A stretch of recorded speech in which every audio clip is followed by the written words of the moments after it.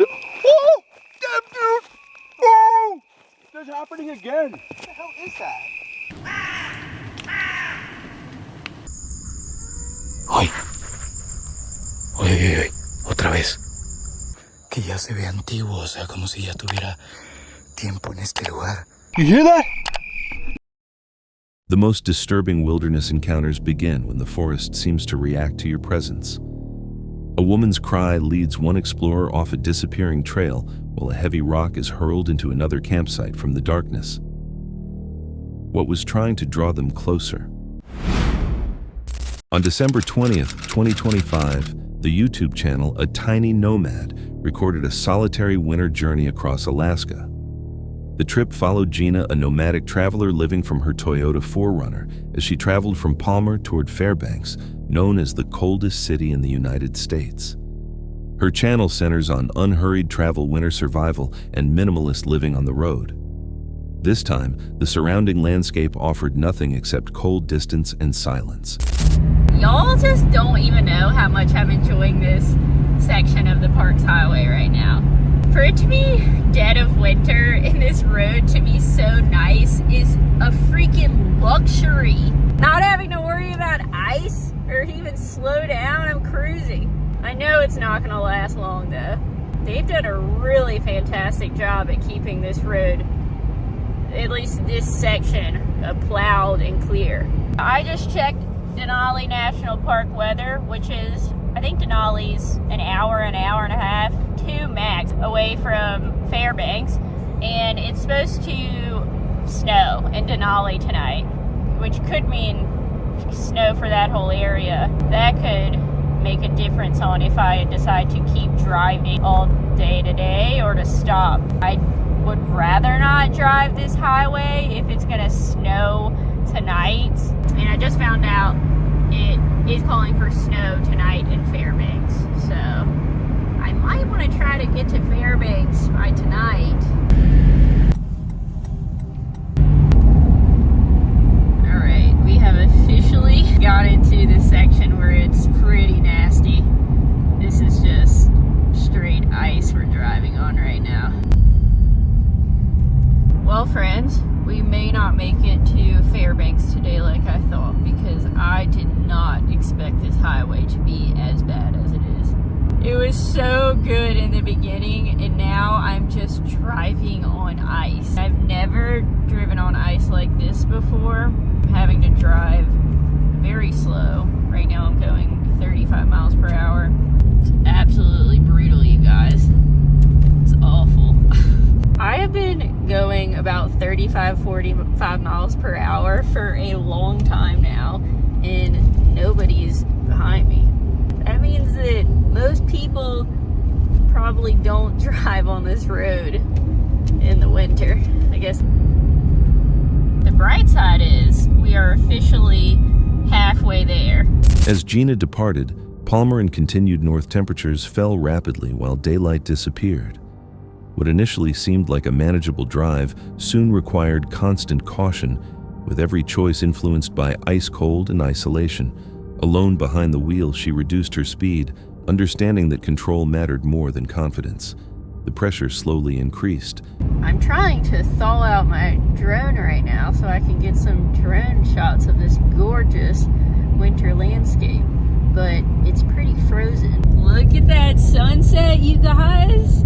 The colors are fantastic.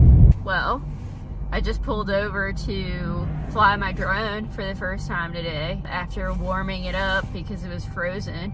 Then when I went to fly it, the battery just completely depleted. I'm guessing that was because it was in freezing temperatures for a while. We're about 150 miles from Fairbanks, and I still have not decided if I'm gonna drive all the way there tonight.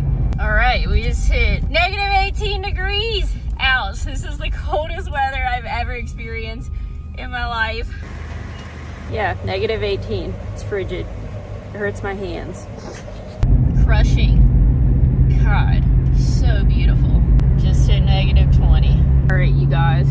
So I think I've made a decision about what I'm gonna do tonight.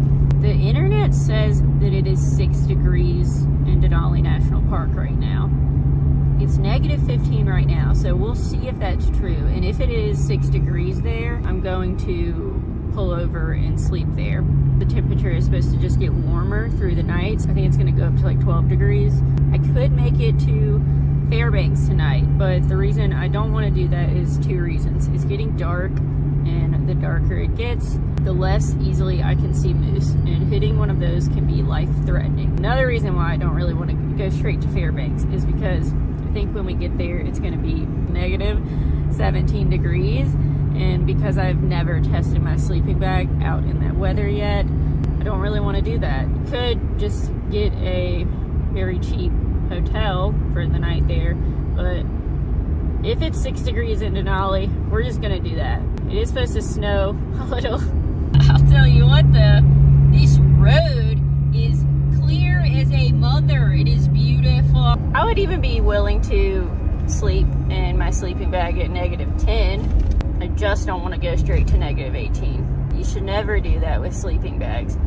Okay, the weatherman is playing games with me because it is not getting warmer, it's turning colder. Negative 24. Well, we just passed the entrance for Denali National Park and it's negative 20. I don't know what is going on with that weather forecast. Okay, we have went from like negative 22 to negative 13. We'll see. We'll see if it keeps going down. It is at negative 9 degrees right now. We're actually going down. 5 miles ago, we were at negative 20, right when I passed the Denali Park Road.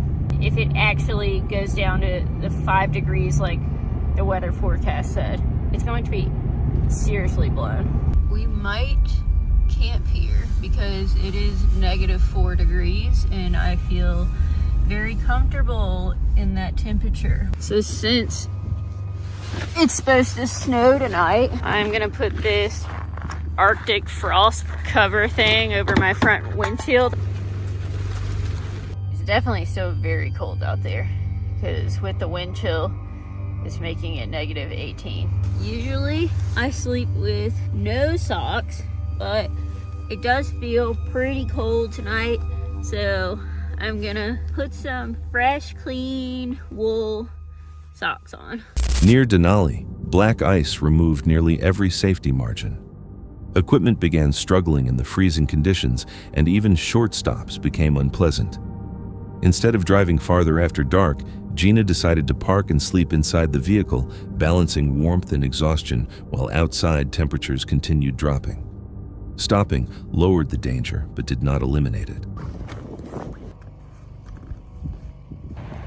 There's snow road, you guys. There's snow road today. This is wild. There's a truck like 100 feet ahead of me right now.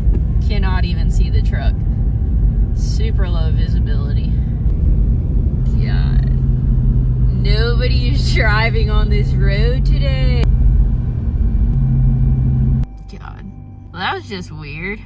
There was this person following me and I just pulled over to let them pass because that's what I always do, especially during weather like this. And when I went to pull over, they pulled over too, directly behind me. Okay, I guess I'll just keep on going. So I keep on going. Car starts moving again too, and probably 5 or 10 miles down the road, I was like, I do not want this car behind me anymore. So I pulled into this rest stop that I'm at right now. They pull into the rest stop, get right behind me, park their car, and I'm just sitting here like wondering like what are they gonna do? Then all of a sudden they drive away and then they turn around and start going the opposite direction. Honestly, weird.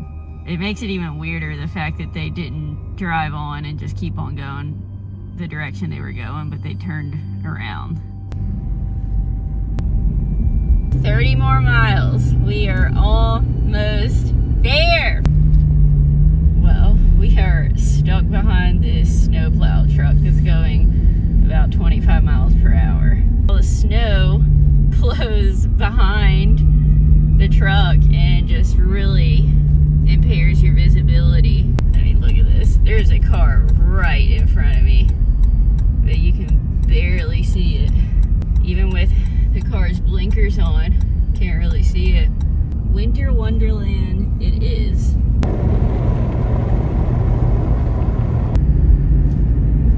The following day, heavier snowfall reduced visibility almost completely. As Gina neared Fairbanks, another vehicle appeared behind her, stopping whenever she stopped and waiting whenever she waited. There were no signals or explanations. It remained nearby long enough to seem intentional, as though its presence served some unspoken purpose. Eventually, the road cleared, Fairbanks appeared ahead, and Gina arrived safely, leaving the encounter unresolved. Many viewers focused less on the severe cold than on the discomfort of being silently followed without any explanation. When nothing occurs yet, intention seems present. How can you separate coincidence from something more threatening? On January 5th, 2023, the YouTube channel Camper Vibe uploaded a video covering a 48-hour solo camping journey in southern England.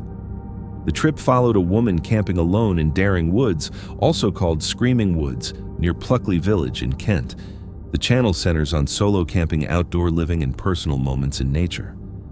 This outing took place in a forest she did not understand before darkness arrived. Pluckley is Britain's most haunted village. In fact, with over 14 known ghosts, it has a spot in the Guinness Book of World Records confirming it's the most haunted place in the UK.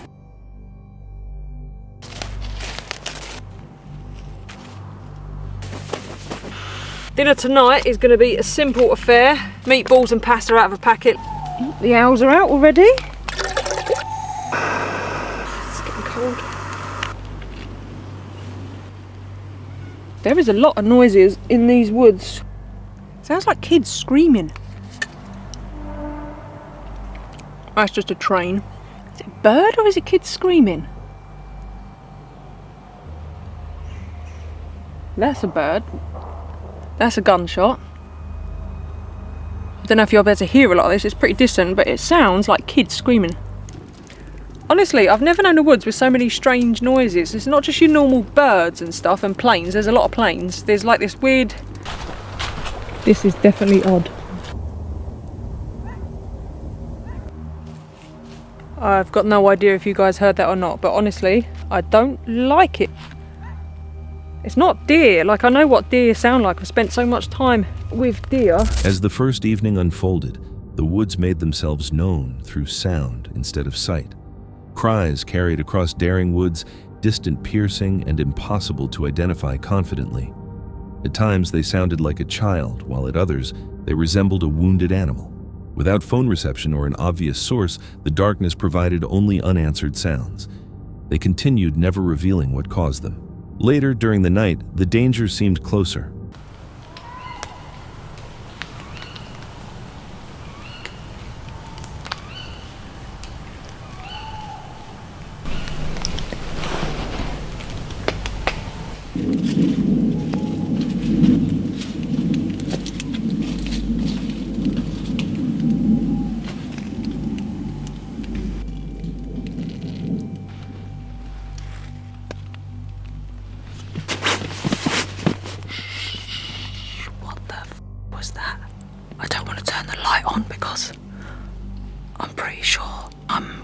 Convinced there's been a person or persons.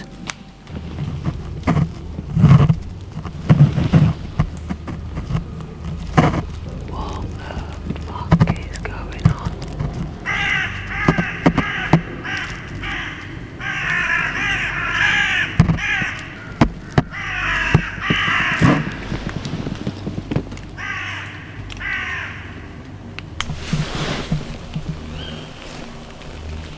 That's just the owls.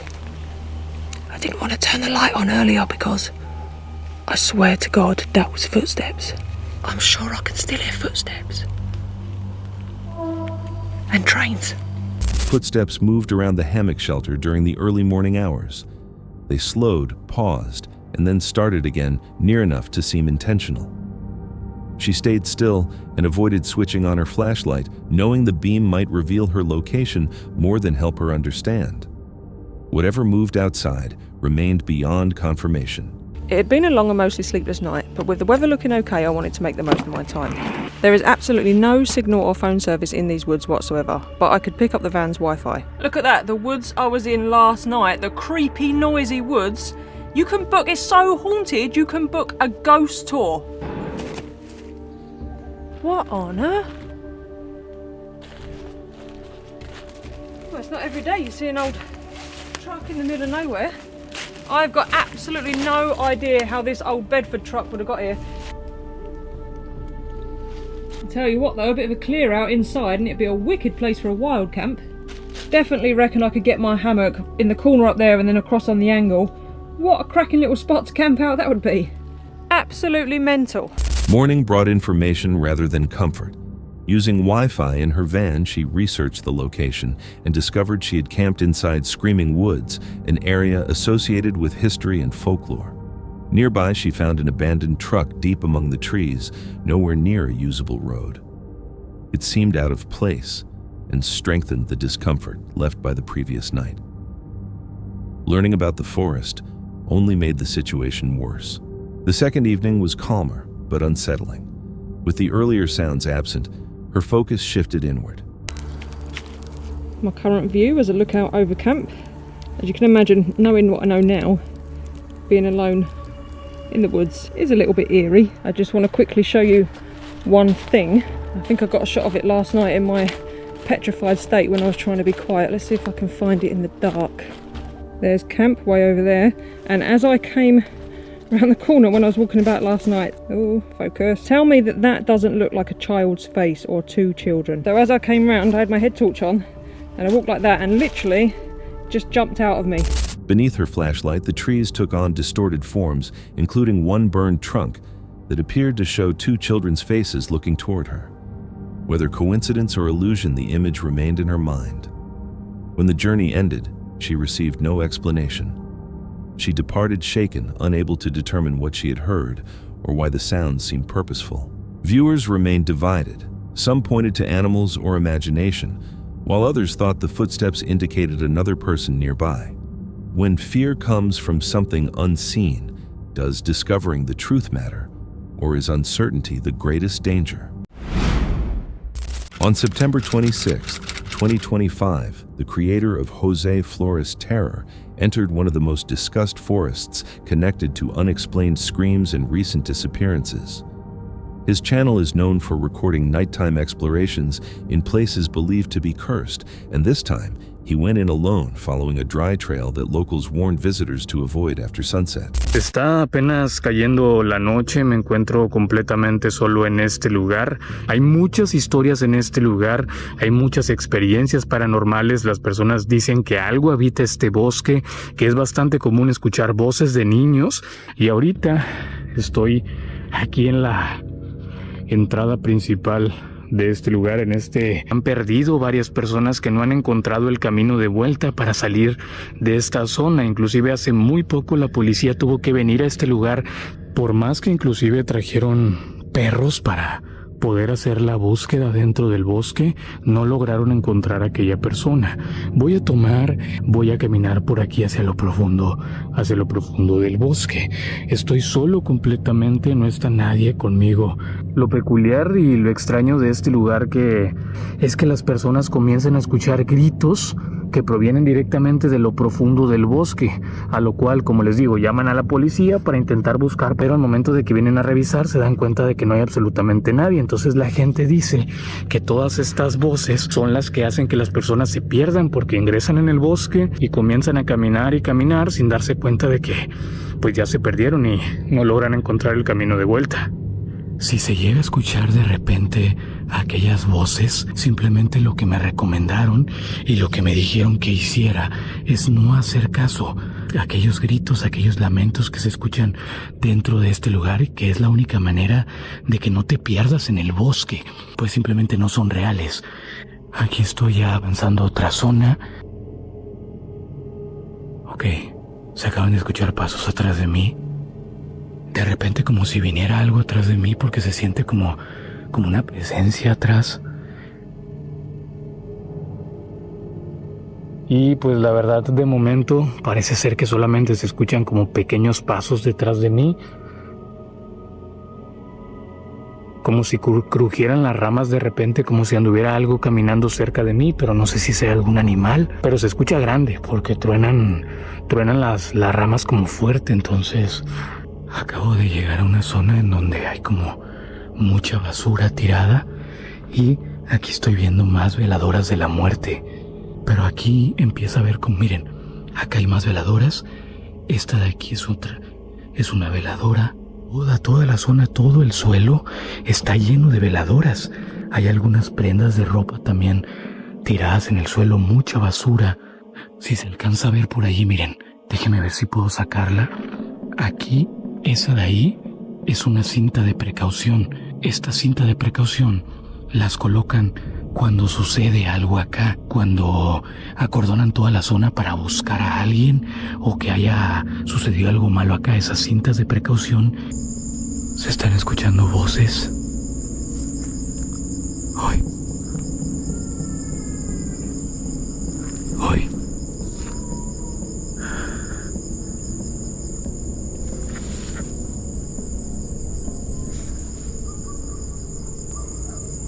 Se están escuchando estas voces que parece ser como que vienen hacia acá o están a lo lejos.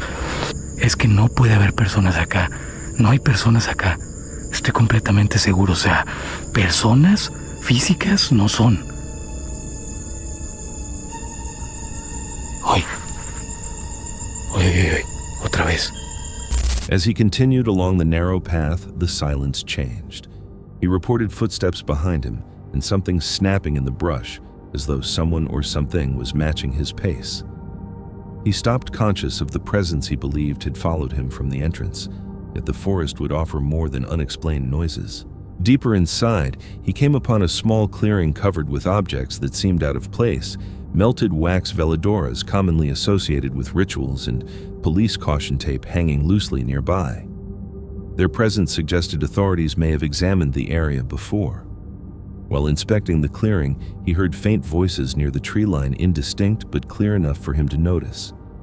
Soon, however, the sounds became far more difficult to dismiss. A short time later, the noise changed again.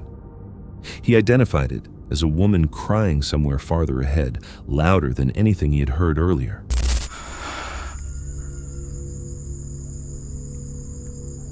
No sé qué horas sean, ni sé cuánto he avanzado. Lo único que sé es que vengo de allá. Entonces tengo que seguir este camino, porque ya ni siquiera sé cuánto me he adentrado hacia el bosque, pero estoy tratando de seguir como una línea recta y en algunas partes dejo como que algunas cosas como colgadas en los árboles o en el suelo para ubicarme y poder pues saber dónde está el camino de vuelta, porque esas voces que se escuchan para atrás, no sé si está ingresando alguien al bosque conmigo, pero se escucha esas voces y son voces de persona. O sea, se escucha súper claro, como si alguien estuviera hablando.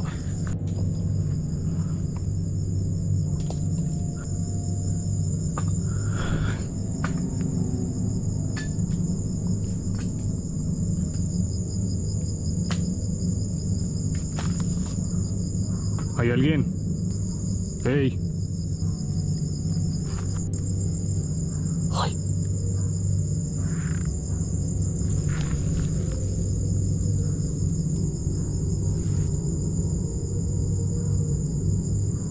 Se está escuchando una mujer, no se escucha claramente lo que dice.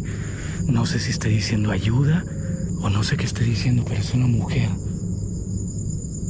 Uy.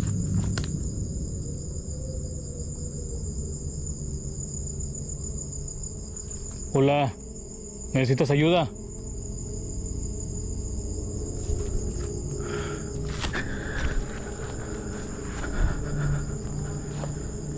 Se están escuchando muchos ruidos. Ese lamento que se acaba de escuchar atrás de mí, como una mujer llorando. Hoy. Hay como algo quejándose, como pidiendo ayuda. Acabo de sacar el detector de energía.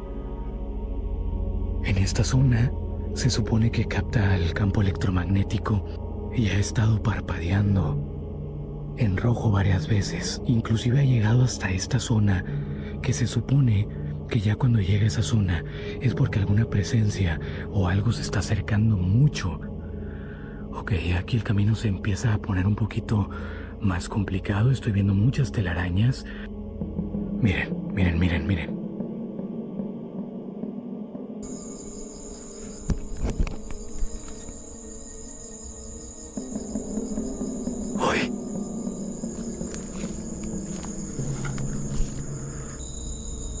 Definitivamente eso se escucha como alguien llorando.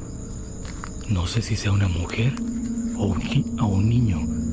Hay un pantalón de mujer aquí tirado que ya se ve antiguo, o sea, como si ya tuviera tiempo en este lugar. No sé de quién habrá sido este pantalón, pero qué coincidencia, ¿no? Que me haya encontrado esto y lo que se está escuchando es como un lamento de una mujer. Hay otro guarache aquí de mujer también.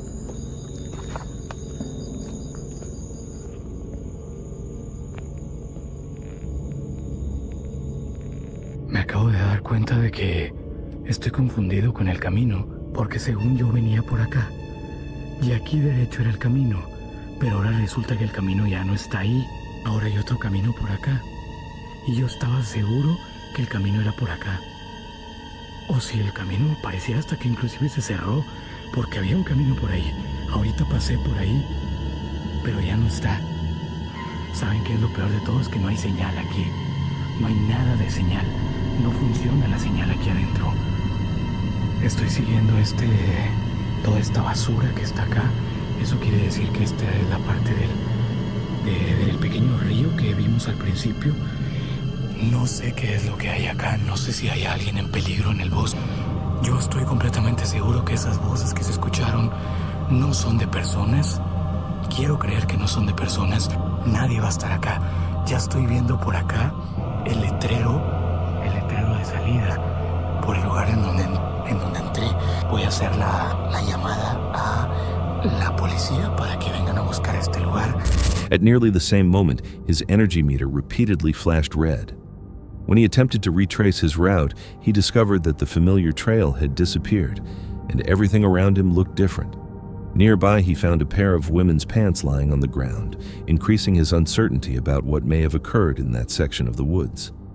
Eventually, he found the exit marker left the forest and contacted authorities, who later confirmed receiving several reports of unexplained cries from the same location. Several viewers said they could hear the woman's cry as well, while others pointed toward the ritual materials and police tape as evidence of earlier incidents. Some wondered whether another person had been moving through the forest beside him, hidden from the camera, yet close enough to follow. If numerous people heard the same cry but nobody was ever located, what remained concealed between those trees? And if the path truly changed behind him, had he simply become lost, or was something leading him toward a place he was never supposed to find?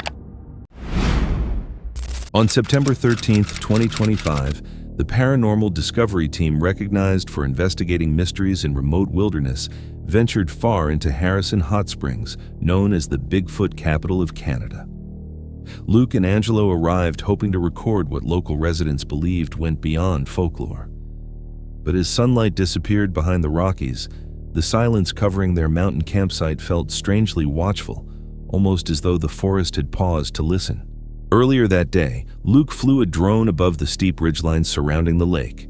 Got an idea. I think what we're gonna do right now is get the drones in the air, check our aerial surroundings, see what's going on here, see if we can spot anything, and just kind of see what we're working with. As we all know, this is a hot spot, like the best hot spot in Canada for Bigfoot sightings, Bigfoot activity, whatever, Bigfoot reports. It's crazy out here. And I do have to say, when you do come into this set of wildlands, it's crazy energy. It's different out here. It's like all the stuff that we've been hunting for in the east, in Ontario, New Brunswick, Quebec, whatever. It's like this is like the final boss, almost. No. I will tell you, me and my sister hung out here, our truck broke down one day. Okay. And we definitely had that kind of an experience where a huge rock hit the center of the road, everything in the forest went dead quiet, and then nothing moved. No way. Yeah. What do you guys shoot? We do YouTube, so we're camping out for the night. Awesome. Yeah. I hope you see something. What's your channel so I can follow it? Paranormal Discovery. You got it. Yeah. And exploring with about something. We definitely had an experience. Just like in this area, Yeah. my sister's truck broke down. Oh, okay. Didn't hang out for a bit, and I was telling Right. him a huge rock landed in the middle of the road. Oh, damn. Everything went dead quiet, Yeah. and then nothing moved for like 10 minutes. Yeah. Nothing, no, and there's always birds, always creatures, but seriously, like the everything just went deadest still. quiet I've Yeah. ever We heard. actually, Wow. me and my girlfriend, we had the same thing happen here. There's a spot up here that you can turn into, just kind of pull off. Yeah. Of course, as soon as we stopped recording, grabbing a couple things from the car, and all of a sudden we heard this weird, like, yelpy kind of moan thing. I'm like, that doesn't sound like no deer or wolf or anything. That was different. So I don't know. We're kind of hoping for the same thing to happen again, but interesting experience though. Hey, yeah, well, you're in the right zone, I'll tell you Yeah, that much. So for I'm just sure. gonna write down your channel. Sure. Paranormal. Well, I hope you guys. Well, I do and I don't. Hope you see something, discover something. Yeah. Well, if you Because hear about 2 missing people in Harrison Hot Springs. Yeah, that's us. That's us. my partner's always saying, even if you see one, would anybody believe you? So Right. is it worth seeing? Well, that's what Yeah. this is. But we're always looking for, and in Yeah. town, if you look up the cliffside, there's a bunch of caves and stuff. Okay. Oh, And cool. I'm going to encourage you when you hear something to up, because Yeah. my guess is they're in the trees, not on the ground. Probably, Gotcha, yeah. okay. Surprise. Cool. But stay safe and wish Thank you the you. best of luck. Yep. Thank you. You take care. Yeah, you too. Residents had warned them that unusual incidents were often preceded by sudden silence, and some described massive rocks mysteriously appearing across isolated roads. Luke also remembered an unsettling call he had heard in the same area 1 year earlier, a sound he had never been able to identify. That memory still remained like a quiet caution. These burgers are so damn good. What the was that, bro? Dude, what the hell? What was that? What was that? That literally sounded like it was from up there. Oh my good lord, bro. Turn your camera on. Oh, damn, dude. Oh, that's happening again. What the hell is that? It literally came from up there. The road goes up there, yeah? Yeah, right there. Oh, God. Oh! Is that right? What the heck, I man? have no idea. That is like not a normal animal call. I'm telling you. We heard something that way, now we hear it this way. Let's see if we hear it again. Weird AF. That is not Gerbert, bro. Whatever that is not That is Gerbert. not a Gerber, man. No, I hear a car, but I don't see a I car. hear it too. Oh, it's coming down the road, yeah. Oh, okay. Would you like a burger, Mr. Sasquatch? Or whatever is out there? Let's see if we get bad. Come on down, Sasquatch. You want to be the next contestant on The Price is Right? Woo! Woo! See if we catch it later, I guess. Again. I Dude, really just wanna see that if it's came from absolutely that way. Right, yeah. Like, it literally sounded like it resonated from like, the top of the hill there. You guys grabbing a hatchet. If a Sasquatch shows up, what are you going to do with a hatchet? I'm gonna tomahawk the crap out of him, man. No, man, we want him to chill with us. I mean, if they're chill, then yeah, but if they're charging like a bear. That was definitely not a bear, though.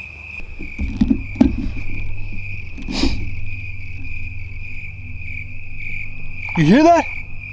There's something What direction was it? going up. Oh, gosh. I'm not even I joking. thought I heard something going down. You go down, I go up. I guess. Oh, jeez, what are we doing? I don't know. Okay. All right, I am seriously, it's like echoing through some. Best of luck. Yeah, I don't think it's the greatest idea going in night vision, but Yeah, I'll have the light though. that's true. Okay. All right, guys. Something. Angelo's gonna go down. I'm gonna go up. He'll be good though. He's got bear spray. Well, let me know what's up there. Yeah. Oh damn! I don't know why I'm doing this. Me neither. Later, while the pair prepared food and ate at camp, a sudden noise rang out from the hillside above. It sounded sharp and unfamiliar, unlike any wildlife they had observed earlier. Another sound came soon afterward, louder than the first and traveling down the road. Both came from the same direction, and whatever produced them appeared closer than either man wanted to admit. When Angelo moved downhill to check the area from another position, Luke approached the source alone. Heavy footsteps traveled through the darkness around him, pausing whenever he paused and continuing whenever he moved. Let's throw one of these in there. Whoa! Whoa! Whoa!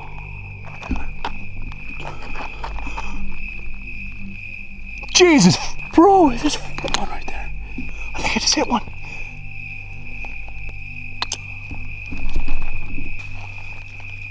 Where are you? Bro, that scared the hell out of me. What was that? Holy shit.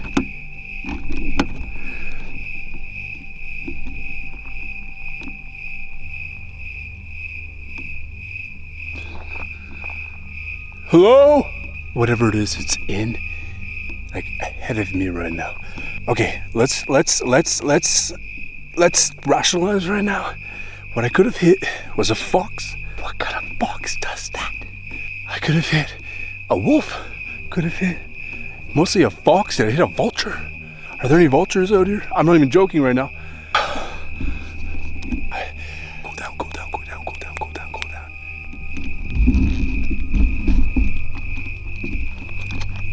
Whoa! I'm trying to see it, but I can't. It's in here though. Did I scare it? What was that? Like, did I scare whatever animal creature that was? Did I hit it? I don't even have the bug spray. I gave that to Angelo. Or the bear spray, sorry. Angelo's got the bear spray. Calm down.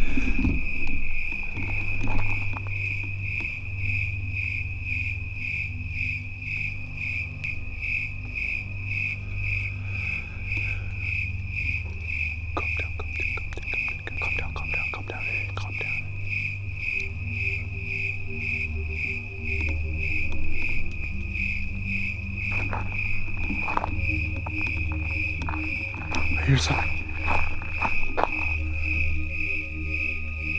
Get out of here! Go! Scram! I think there's a bear nearby. Either that or a Bigfoot. I'm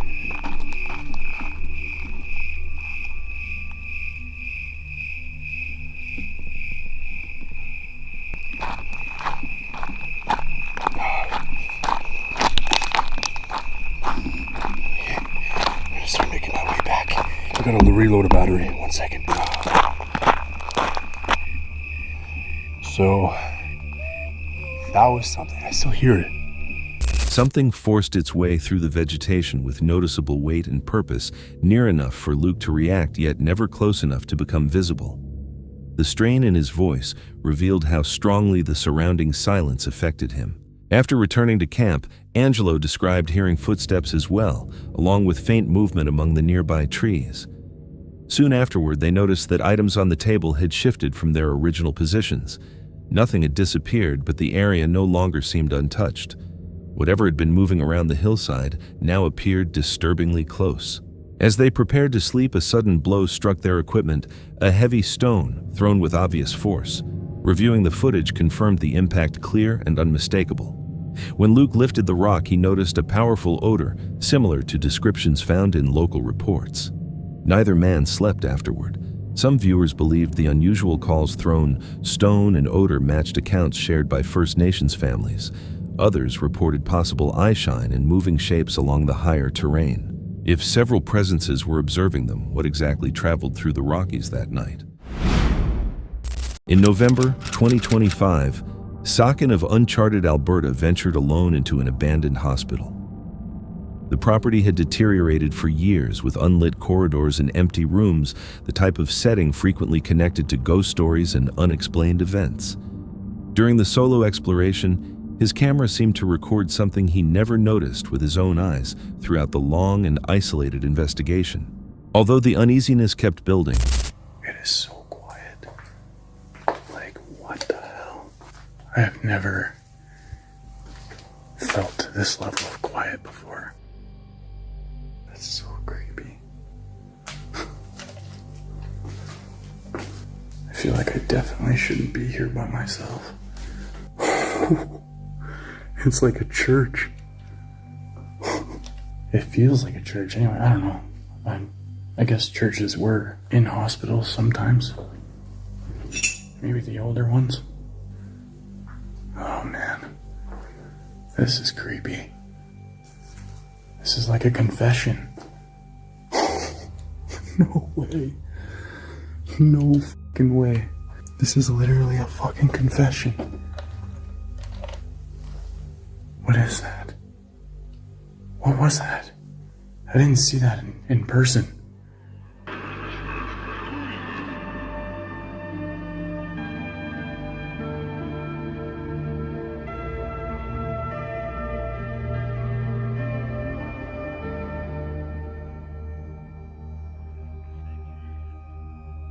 There was like an orb. I didn't see that in real life. I just saw that on my camera. Nope, I'm out of here. Nope. I did not see that in person. I saw that on the camera though. Sakin continued filming the site. He spoke into the vacant hallways, searching for any indication that someone or something else was present. Soon afterward, strange noises traveled through the hospital, barely noticeable at first before becoming far too clear to dismiss. The mood changed rapidly, making him question whether remaining there was still worth the risk. After reviewing the recording, Sakin reached an unsettling conclusion. Oh, hell no.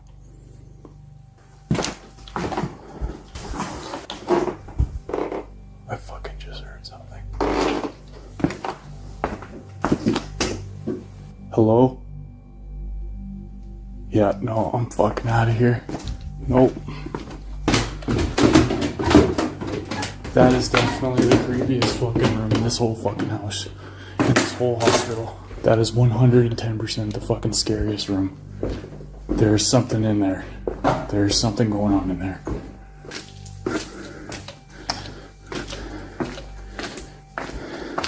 Oh, man.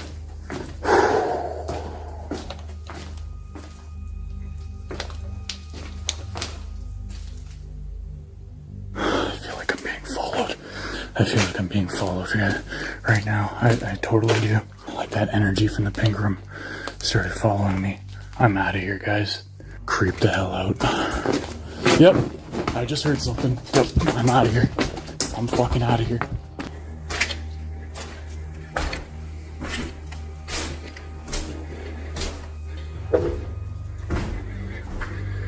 I am not afraid. I am not afraid. Okay, before we go up there, I want to go into the courtyard because there's a window. I'm not afraid.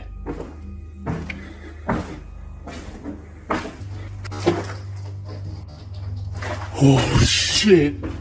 I'm not afraid. I'm not afraid.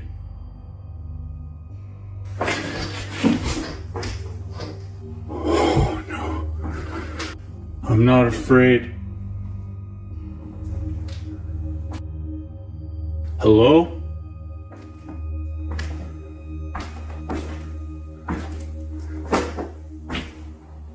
Hello? I could hear you. Give me a sign that you're here and I'll leave. Holy fuck. Yeah, no, I'm fucking out of here, man. No, I'm fucking out of here. Okay, fine. I'll leave you alone. I'm not ready either. There's like a crawl space here too. Ooh! Did you hear that? Yes. There's like a crawl space here too. Ooh! Did you hear that? Yes. Shh. That's what the sound was. Come on, let's go. I don't want to go up there. He's scared. That's actually really bad, creepy vibes. You heard that though, right? 100%. I heard that. My hairs went up. Then I'm imagining it. You're not. But I'm telling you right now, though. You want to make a sound for us? Let us know that you're here.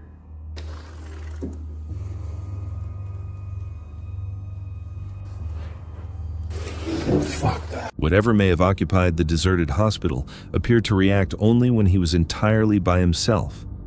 When footage from an empty structure shows figures that were invisible in the moment, the experience no longer feels like an ordinary investigation. It begins to seem as though something recognizes that you are there. Perhaps the darkness conceals a reasonable explanation, or perhaps it does not.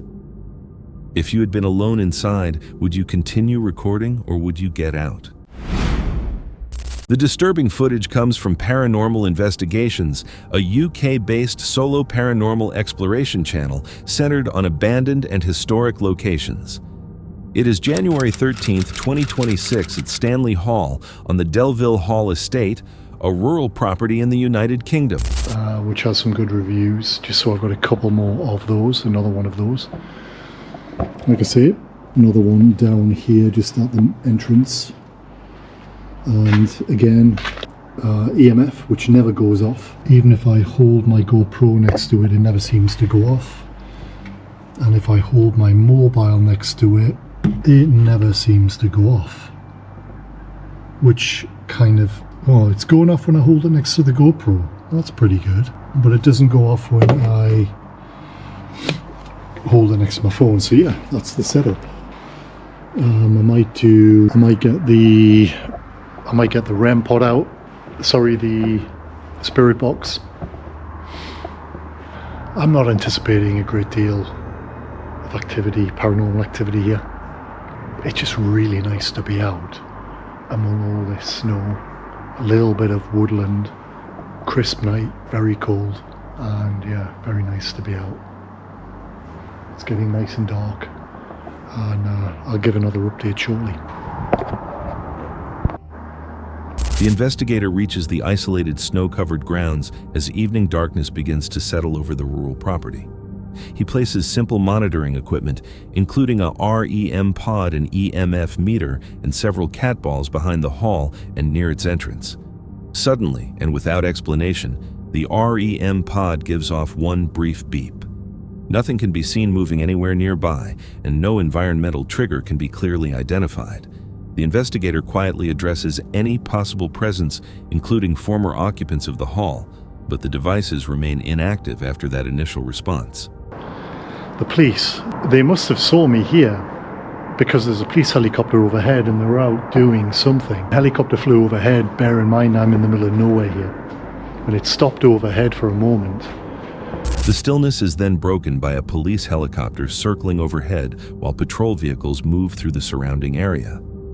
The investigator finds the disturbance unusual for such an isolated setting and continues more carefully as the mood around the property appears to change. Is anyone with me tonight at the hall who would like to make contact?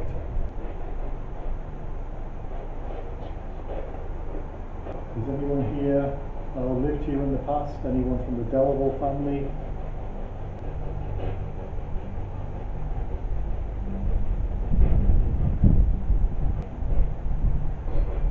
Is anyone that lived in this area here that would like to say something or make a sign, show that you were here?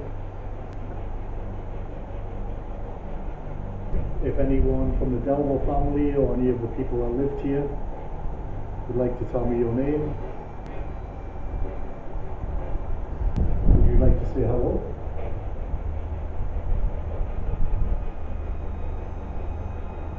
Is that a no or a yes?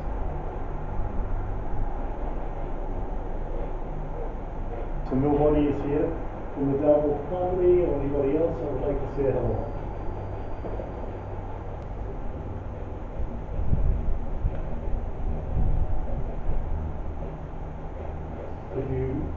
By the end of the investigation, no definite paranormal evidence has been recorded. Looking back on the session, the investigator considers the single REM pod signal the police activity and the faint spirit box sounds, yet still views the experience as worthwhile. Standing alone across the frozen snow-covered grounds of Delville Hall provides an uncommon moment of solitude and reflection. He eventually ends the investigation and departs, valuing the peaceful isolation of the winter night despite finding no conclusive results. In a location this silent separating coincidence from something briefly moving nearby becomes difficult. If you were standing alone there after dark, would you remain and continue observing or decide that leaving was the safer choice?